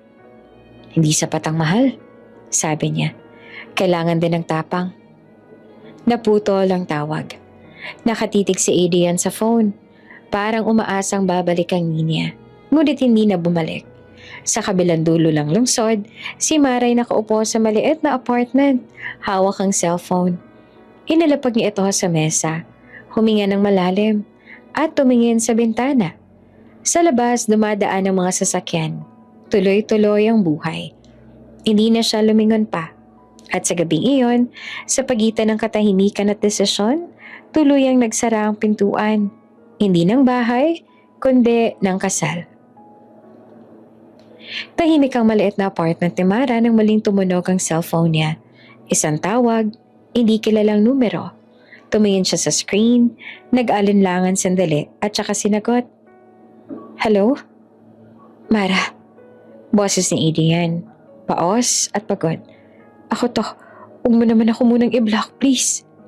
Napapikit si Mara, hindi dahil nasasaktan, kundi dahil alam niyang ito na ang huling beses. Kailangan niya nang tapusin. May sasabihin ka pa ba? Tanong niya na diretso. Bakit mo ba ito ginagawa? Tanong ni Adrian na halos pakiusap na. Pwede pa naman nating ayusin. Magbabago ako. Aayusin ko si Mama. Lahat. Adrian, kalmado niyang sagot. Hindi ko naman kailangan marinig ang mga pangako hindi mo kayang panindigan. Alam ko nasaktan ka lang. Galit ka lang. Hindi, sagot ni Mara. Tapos na ako. May mahabang katahimikan sa linya. Parang naghahanap si Adrian ng tamang salita o ng milagro. Mahal pa rin kita, sabi niya sa huli. Kahit anong sabihin mo. Huminga ng malalim si Mara. Kaya nga mas kailangan ko nang umalis. Anong ibig mo sabihin? Kaninang umaga, sabi niya na malinaw ang boses. Pinadala na ng abogado ko ang annulment petition. Papunta na. Parang may nabasag sa kabilang linya. Ano? Sigaw ni Adrian. Hindi ka pwedeng. Pwede. Putol ni Mara. At ginawa ko na. Mara, hindi na to debate. Ito ang desisyon ko. Tahimik ang kabilang linya. Narinig niya ang mabigat na paghinga ni Adrian na parang hinahabol ang hininga. Kung ganito lang din. Biglang nag-iba ang tono ni Adrian. Sana, hindi mo na lang kami pinahiya. Sana kinausap mo muna ako. Ginawa ko, sagot ni Mara. Maraming beses. Tahimik ka lang. Walang maisagot sa Adrian. Mag-ingat ka, sabi ni Mara sa huli. Hindi naman yon pananakot, hindi rin paalam. Isang tuldok. Pinindot niya ang end call. Pagkatapos, binuksan niya ang settings at blinok ang numero ni Adrian. Pati ang iba pang numerong alam niyang gagamitin ito. Isang galaw lang, isang pindot. Sa loob ng ilang oras, tahimik ang mundo ni Mara. Nakapaglinis siya ng apartment. Nakapagluto ng simpleng hapunan. At nakaupo sa sofa habang pinapanood ang balita. Parang normal na araw. Hanggang sa nag-vibrate ang phone niya. Isang notification. Facebook. Isang post sa may daan-daang shares. Babae. Niloko ang asawa at ibinenta ang bahay nang walang paalam. May kasamang larawan. Siya, kuha sa binyag. Kita ang pasa sa pisngi. Pero iba ang caption. Ganito ba ang mukha ng biktima? O mukha ng konsensya? Sunod-sunod ang comments. Mukha namang mayabang. Kawawa naman ang lalaki. Nako, babae talaga. Hindi na doon natapos. May lumabas pang isa. Isang vlog. Isang kamag-anak ni Adrian ang nagsalita. Umiiyak sa camera. Sinira niyang pamilya namin, sabi nito. Ginamit niya ang pera para ipahiya kami. Pinatay ni Mara ang screen. Huminga siya ng malalim. Alam niyang darating ito. Hindi na siya nagulat. Pero ang sumunod, hindi niya inaasahan. Tumawag ang kapitbahay ng mga magulang niya. Mara, nanginginig ang boses nito. Andito sila. Ang daming tao. Sinasabi nilang manluloko ka raw. Pinipilit pumasok sa bahay. Nanlamig ang kamay ni Mara. Ha? Sino sila? Mga kamag-anak ng asawa mo. Maiingay. May nagvi-video. Isang segundo lang nagdesisyon siya. Pakilock ng pinto. Tatawag ako ng pulis. Pagkatapos ng tawag, binuksan niya ang group chat ng pamilya. Mara, may gulo sa bahay ni na Mama at Papa. Tumawag ako ng pulis. Please stay inside. Sunod-sunod ang reply. Mama, okay kami, huwag kang mag-alala. Papa, anak, okay lang kami. Pero alam ni Mara hindi ito matatapos dito. Sa loob ng isang oras, kumalat pa ang mga posts. May nagsabing magnanakaw siya. May nagsabing kabit siya. May nagsabing sinadya niya ang lahat para sa pera. Umupo si Mara sa mesa at binuksan ang laptop. Sa harap niya, ang folder na matagal niyang iniwasan, ang USB. Isinaksak ito at binuksan ang files. Isa-isang lumabas ang ebidensya. Mga petsa, mga video, mga bank transfer. Hindi siya nagmadali. Maingat siyang pumili. Hindi lahat. Sapat lang. Tumayo siya at naglakad papunta sa bintana. Sa labas patuloy ang takbo ng buhay. Mga taong walang alam sa digmaang nagsisimula sa likod ng screen. Kinuha niya ang phone at nag-type ng isang mensahe kay Attorney Salazar. They started a smear campaign. I'm ready. Mabilis ang reply. Copy. We'll do this clean. Ibinaba ni Mara ang phone at tumingin sa reflection niya sa salamin. Kalma, diretso, buo. Gusto nila ng media war? Bulong niya sa sarili. Sige. At sa sandaling iyon, hindi na siya ang babaeng sinampal sa handaan. Siya na ang babaeng handang magsalita. Hindi para gumante, kundi para tapusin ang lahat sa liwanag. Hindi nag-post si Mara agad. Buong gabi siya nakaupo sa harap ng laptop. Binalikan ang mga file sa USB. Pinili kung alin ang ilalabas at alin ang itatago. Hindi ito paghihigante. Hindi rin ito emosyonal na pagsabog. Isa itong kalkuladong hakbang. Malinis, malinaw, at sapat para pigilan ang kasinungalingan. 7:00 ng umaga, handa na siya. Binuksan niya ang social media account niya. Isang account na bihira niyang gamitin. Tahimik, walang drama. Nag-upload siya ng isang mahabang post. Walang insulto. Walang mura. Walang paninisi. May 3 attachment. Una, CCTV footage mula sa function hall ng hotel. Maliwanag ang kuha. Kita ang eksena, si Doña Celia na nakatayo. Ang biglang pag-angat ng kamay, ang unang sampal. Ang ikalawa, kita rin si Mara. Hindi sumasagot, hindi gumagante. Kita sa isang anggulo si Adrian. Nakaupo, hindi tumatayo. Ikalawa, bank statements. May malinaw na labels. Mga petsa, mga halaga, may annotation. Personal funds used for house construction, 70%. Land contribution from parents. Ikatlo, video ni Bianca. Kuhang-kuha sa phone. Kung paano nito sinisiraan ang bahay. Nagtatawanan habang may binabasag na gamit. May audio na malinaw ang sinasabi. Bahala na si Ate Mara maglinis. Sa dulo ng post, isang maikling caption lang. Hindi ako nananahimik dahil may tinatago ako. Nananahimik ako dahil umaasa ako may konsensya. Ito na po ang huli. Pinindot niya ang post. Sa unang 5 minuto, tahimik. Sa ika-10 minuto, may 10 shares. Sa ika-30 minuto, daan-daan na. Nag-vibrate ang phone ni Mara. Sunod-sunod na notifications. Grabe, kita lahat. Bakit tahimik ang asawa? Ito palang totoo. May mga nag-comment ng paumanhin. May mga nag-delete ng naunang bash posts. May mga nagtanong ng mas maraming detalye. Pero hindi na sumagot si Mara. Hindi niya kailangang makipagtalo. Nasa ebidensya na ang lahat. 1 oras ang lumipas, nag-trending ang video. Sa tanghali, may lumabas na headline sa isang online news site. CCTV reveals, binyag na uwi sa sampal. Netizens side with wife.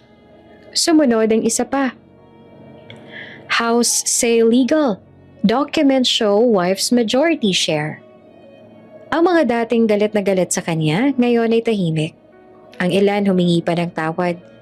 Sa isang grupo naman nag-chat, ng mga kamag-anak ni Adrian may nag-leak na screenshot. Nag-aaway sila. May nagtuturuan, may nagsisisihan. Si Adrian, meanwhile, ay hindi na makalabas ang bahay. Bawat bukas niya ng phone, may bagong notification. Hindi pa pure, kundi tanong. Bakit ka hindi tumayo? Bakit mo hinayaan? Totoo ba to? Si Doña Celia ay nag-post din. Isang mahabang rant na puno ng luha at drama. Pero wala na itong traction. Sa ilalim ng post niya, may nag-comment ng link. ang CCTV video. Isang comment, isang patunay na tapos na. Bandang 3:00 ng hapon, tumunog ang phone ni Mara. Isang tawag, unknown number. Hello? Sagot niya. Miss Mara, sabi ng boses sa kabilang linya, profesional at diretso. I'm calling from a national TV network. Would like to invite you for an interview. Huminga ng malalim si Mara. Tungkol po saan? About the incident, the house sale, and the viral CCTV. Live interview po. Tahimik siya sandali. Sa isip niya, bumalik ang lahat. Ang sampal, ang katahimikan, ang pag-alis niya sa bahay, ang smear campaign. May kasama po bang ibang panig? Tanong niya. Yes, sagot ng producer. We're inviting your mother-in-law and husband as well. Isang segundo lang ang pagitan bago siya sumagot. Opo, sabi ni Mara. Pumapayag po ako. Pagkababa ng tawag, tumingin siya sa salamin. Wala nang pasa sa pisngi niya, pero nandun pa rin ang alaala. Ngayon, hindi na iyon sugat kundi ebidensya. Tumunog ulit ang phone niya. Message mula kay Attorney Salazar. Good move. You control the narrative. Sumagot si Mara. This ends on TV. Sa kabilang panig ng lungsod sa bahay ni Doña Celia, nagkakagulo. May nag-aayos ng buhok. May nagsusulat ng script. May nagsasabing, iyak ka lang. Pero hindi nila alam, hindi ito labanan ng iyak. Ito ay labanan ng katotohanan. At sa oras na humarap sila sa kamera, wala nang edit, wala nang burahan, wala nang ligtas na sulok. Sa gabing iyon bago matulog, inayos ni Mara ang damit na susuotin niya kinabukasan. Simple, maayos, walang alahas. Hindi niya kailangang magmukhang malakas. Kailangan lang niyang magsabi ng totoo. At bukas sa harap ng buong bansa, haharap sila sa live TV kung saan tuluyang mababaklas ang maskara ng lahat. Maliwanag ang ilaw sa studio, mas maliwanag kesa sa inaasahan ni Mara. Nakaupo siya sa isang mahabang sofa, tuwid ang likod. Nakapatong ang mga kamay sa tuhod. Walang alahas, walang bonggang ayos. Sa kabilang sofa, nandoon si Doña Celia. Nakaitim, may hawak na panyo. At si Adrian tahimik at halatang hindi mapakali.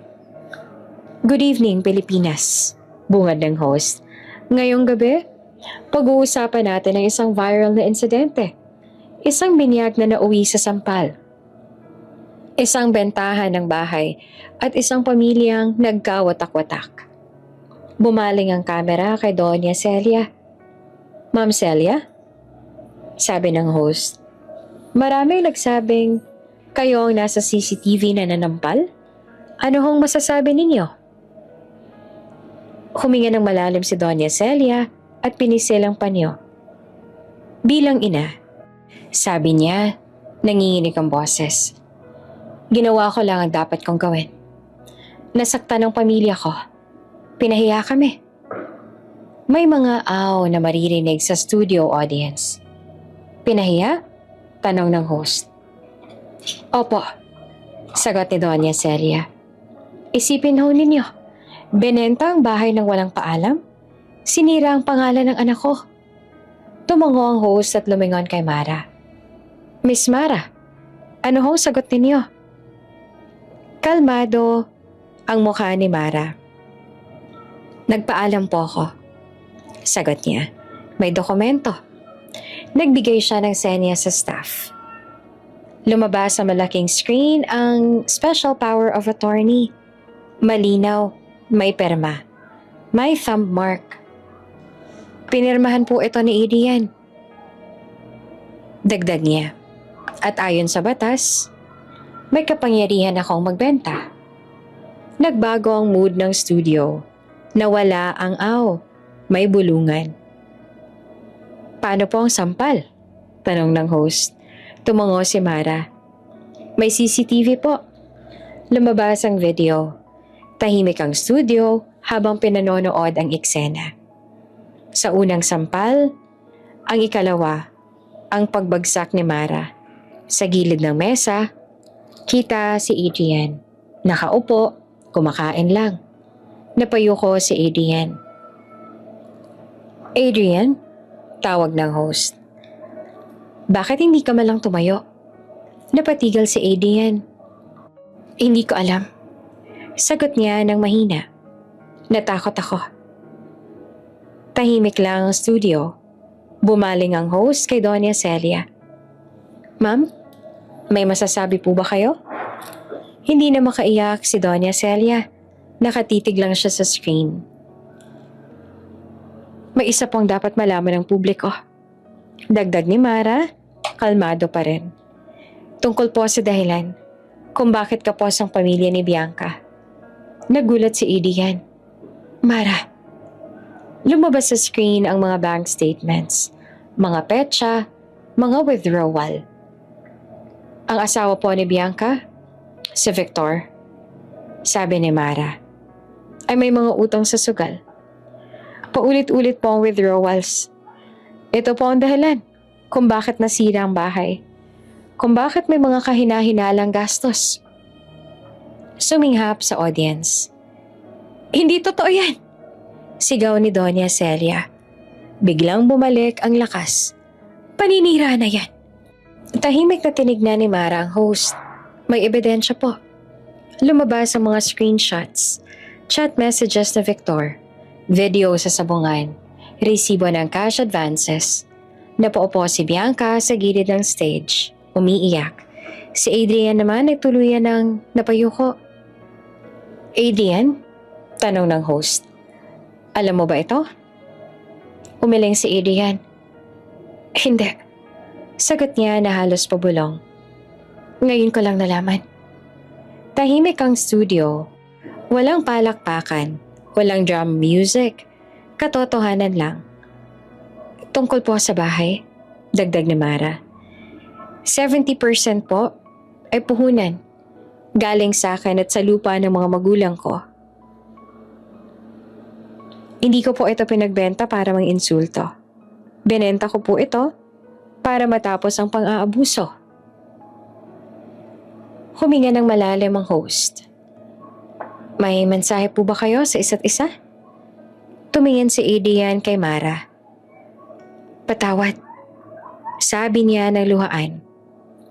Hindi kita pinaglaban. Tumingin naman si Mara sa kanya. Hindi galit. Hindi awa.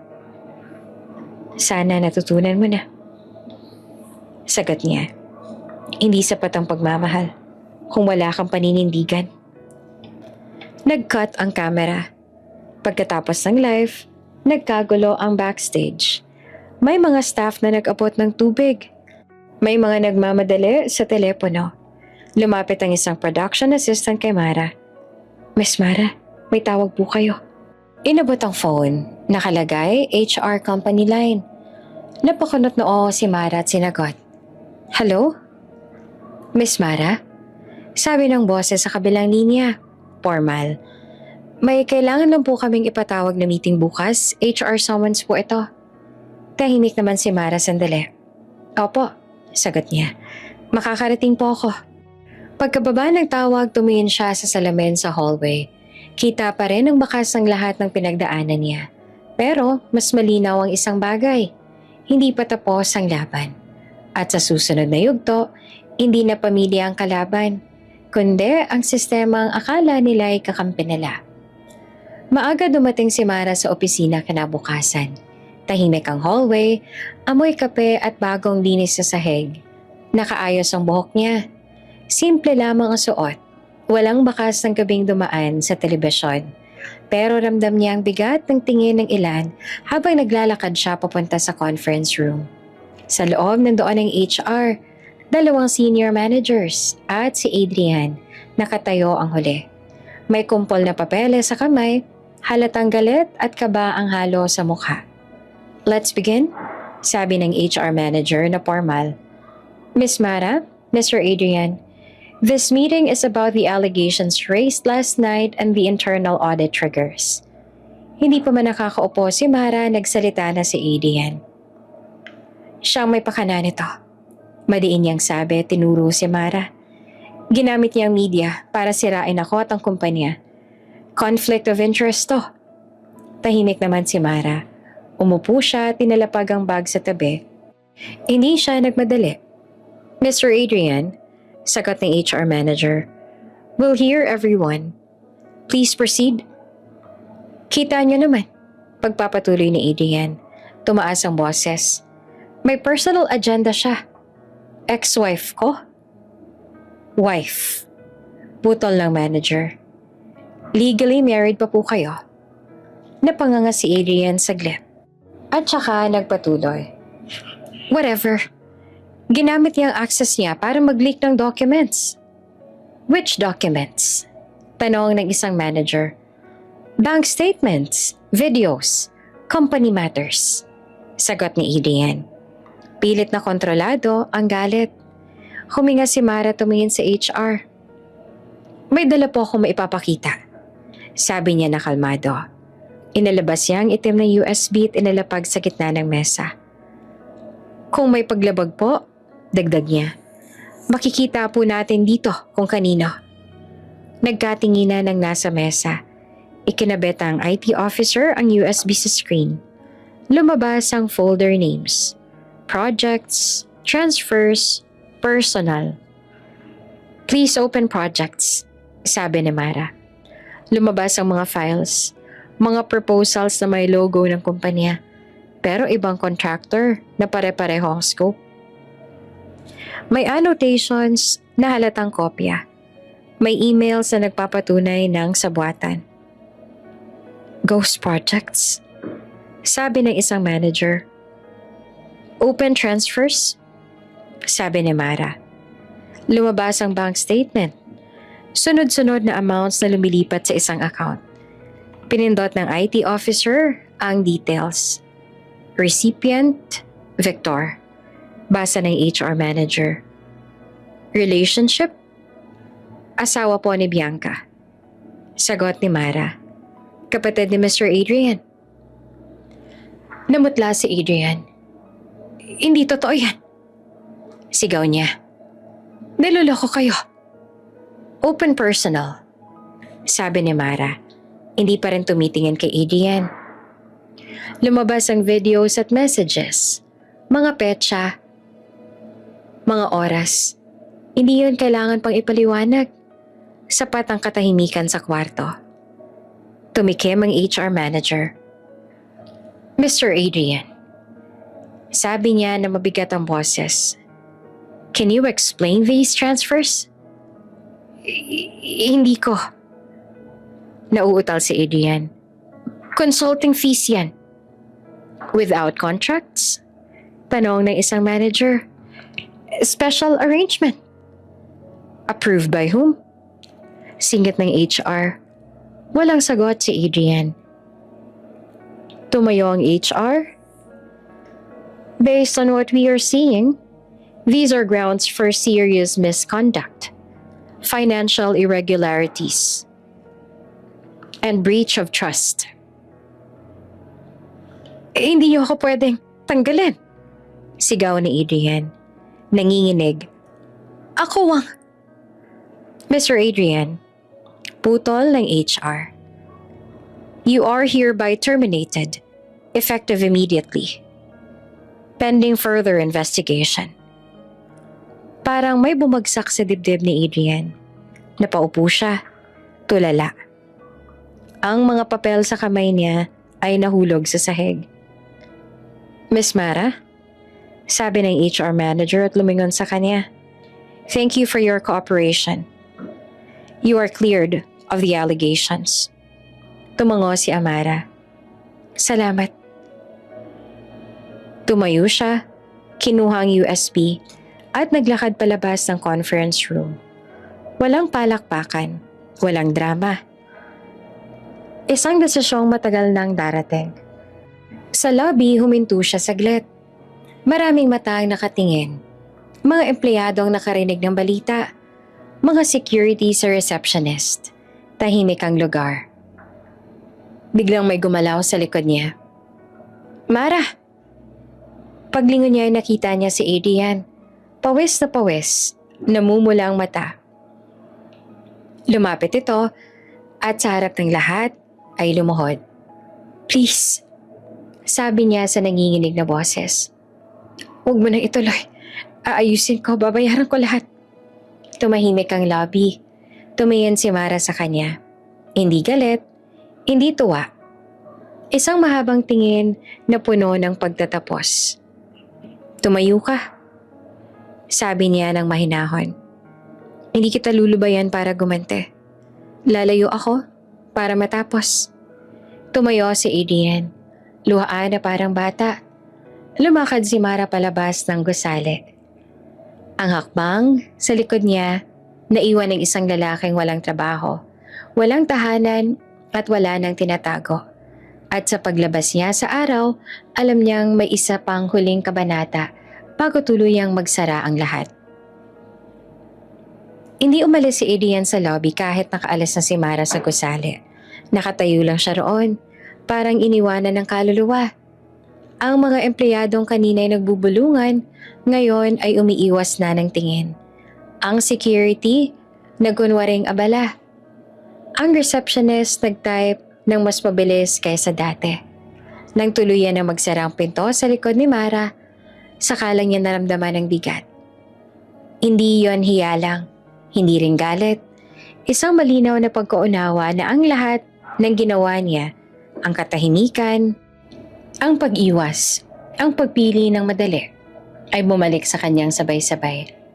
Lumabas siya ng gusali na parang multo. Tinawagan niya si Mara. Wala. The next, delivered pero walang sagot. Sinubukan niya ulit. Sa ibang numero naman, ngunit walang sagot. Sa wakas, umupo siya sa gilid ng bangketa at napatawa. Isang maikling tawa na walang saya. Kinagabihan, sa inuupahang bahay ni Doña Celia, nagkaharap silang mag-ina sa sala. Walang sigawan, wala ring iyakan. Parang ubos na ang lakas ng lahat. Pipirma ka, sabi ni Doña Celia. Tuyo ang boses. Wala na tayong ipaglalaban. Ma, wala. Ulit niya. Wala na. Kinabukasan sa opisina ni Attorney Salazar, tahimik ang lahat. Maayos ang mga papel sa mesa. Isang folder ang nakabukas. Annulment petition. Si Mara ay nakaupo at diretso ang likod. Malinaw ang tingin. Si Edia naman ay kabaligtaran. Nakayuko hawak ang ballpen na parang mabigat. Mr. Adrian, sabi ng abogado at profesional, you understand the terms? Opo. Sagot ni Adrian na mahina. Walang sermon, walang hirit. Isang perma, isang pahina. Sunod-sunod hanggang sa matapos. Nang ibaba ni Adrian ang ballpen, parang may nabunot sa dibdib niya. Masakit, pero tapos na. Tumayo siya, humarap kay Mara. Pasensya na, sabi niya na lang, halos pabulong. Hindi kita pinaglaban. Tumingin si Mara sa kanya. Isang maikling tingin na puno ng pagtatapos. Sana wag mo nang ulitin. Sagot niya. Sa susunod na pipili ka, piliin mo ang tama. Lumabas siya ng opisina na walang lingon-lingon. Ilang araw ang lumipas, abala si Mara sa pag-aayos ng paglipat.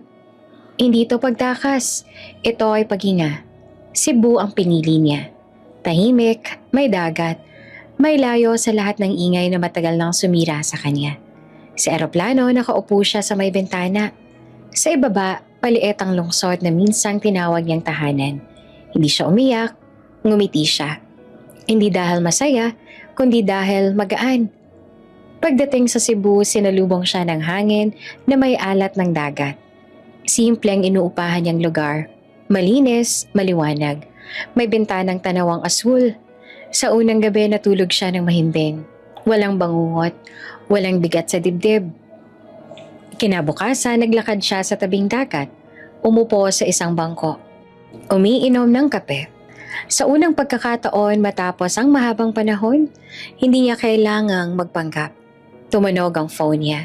Isang tawag, isang kilalang numero. Hello? Sagot niya. Miss Mara? Mahinang boses ng isang lalaki. Ako po si Ramon, ang ama ni Adrian. Napatigil si Mara. Opo. May sandaling katahimikan. Parang nag-ipon ng lakas ang kabilang linya. May sakit po ako. Sabi nito. Cancer?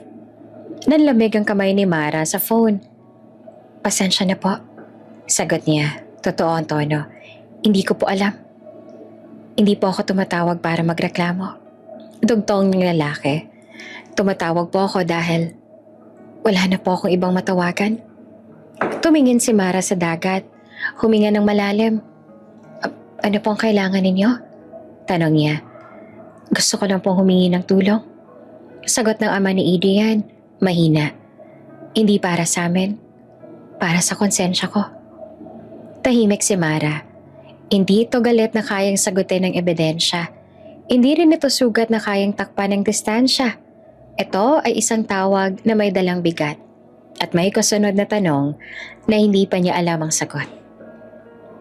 Pag-iisipan ko po, sabi niya sa huli. Salamat, sagot ng lalaki.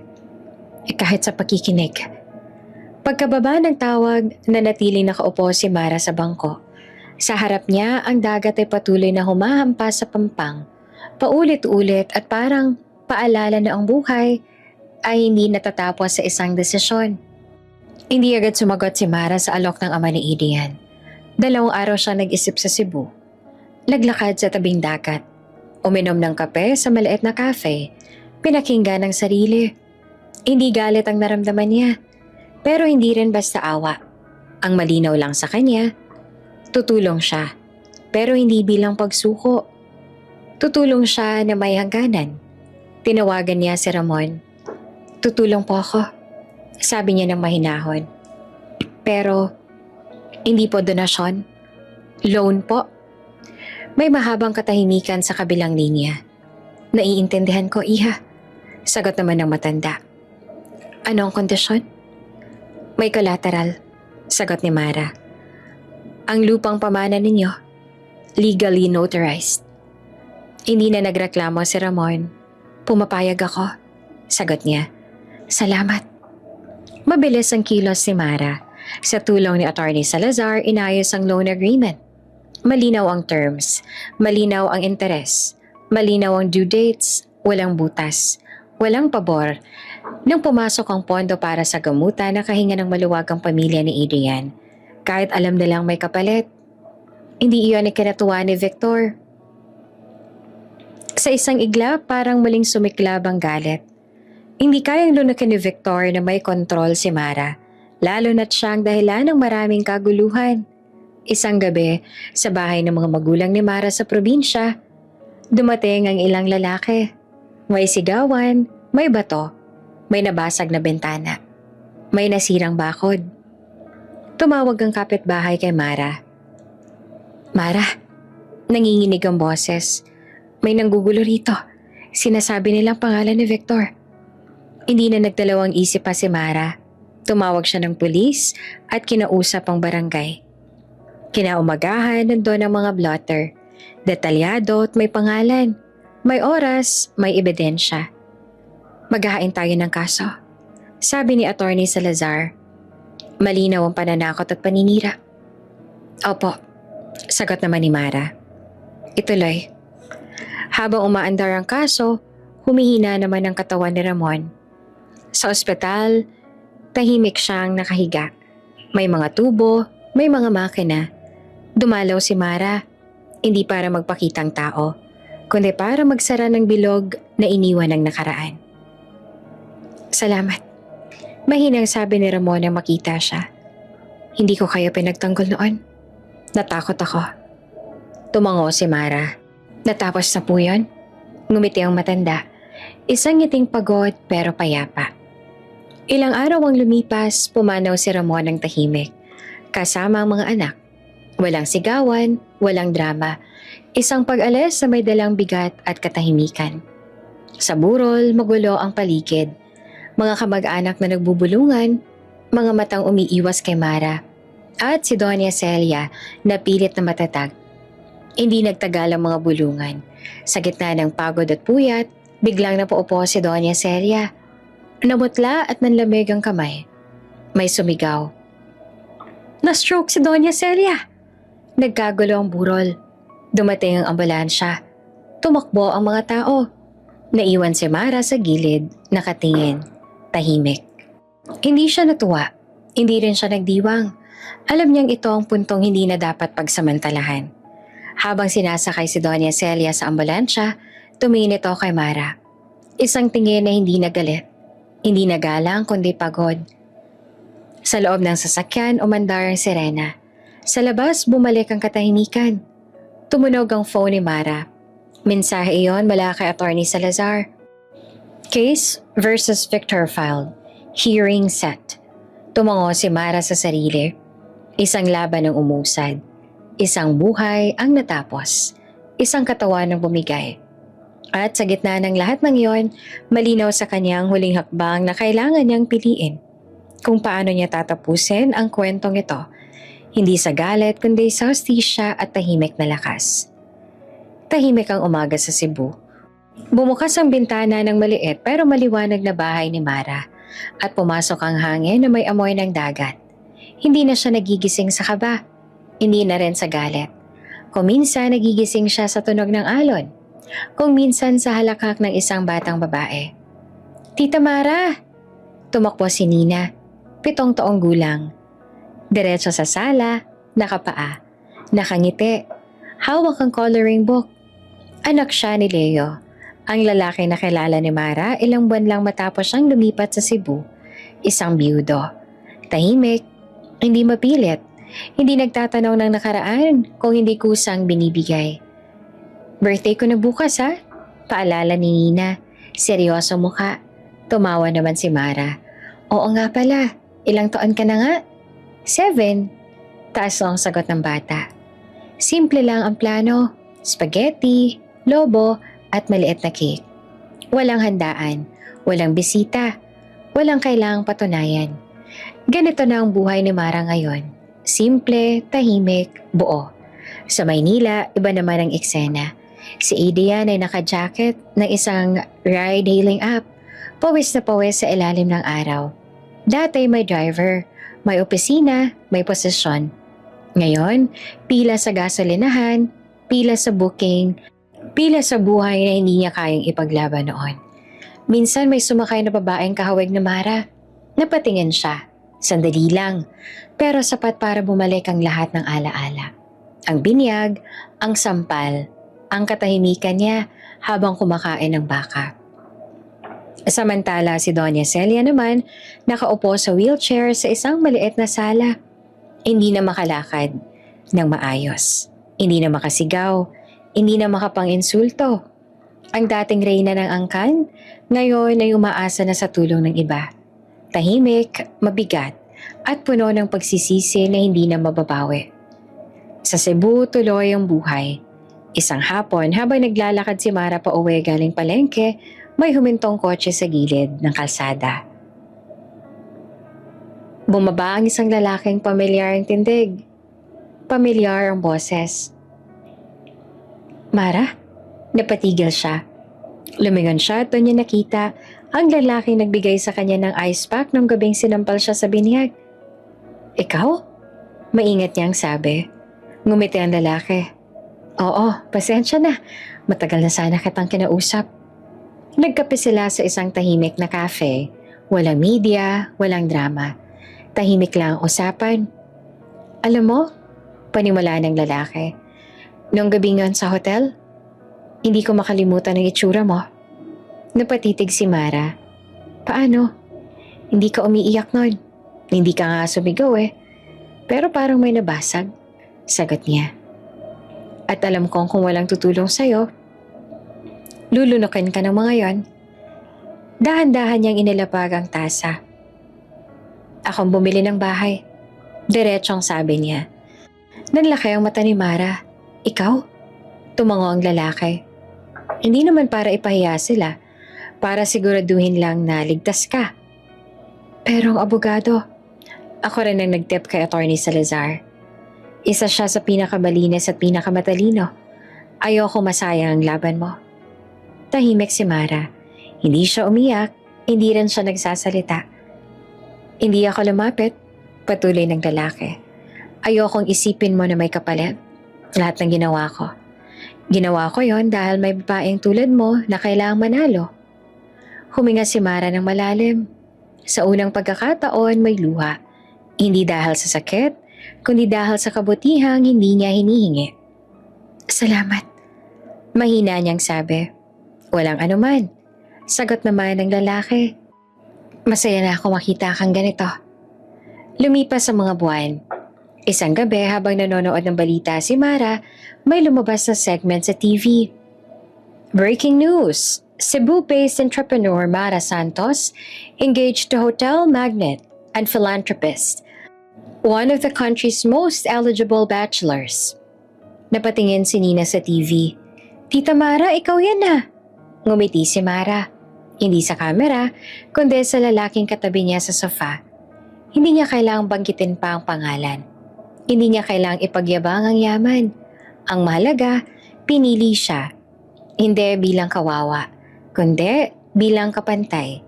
Sa screen, pinakita ang engagement photo. Simple lang.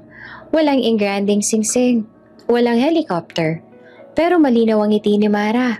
Buo, tahimik at malaya. Makikita si Mara sa taging dagat. May hawak na maliit na bouquet ng bulaklak. Hindi ito bulaklak ng kasal. Ito ay bulaklak ng kalayaan.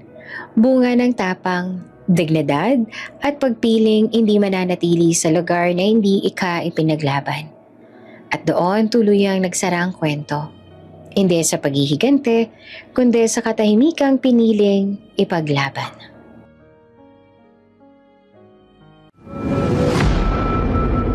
Kung bago ka pa lang sa channel na ito, Ate Jane TV, huwag kalimutang pindutin ang notification bell and subscribe button. Sana po hindi naman malaking abala sa inyo ang pagpindot ng subscribe button dahil ang kapalit po nito ay ang pagsuporta para makapag-produce ng mga libreng stories sa mga channels ni Ate Jane. Maraming salamat!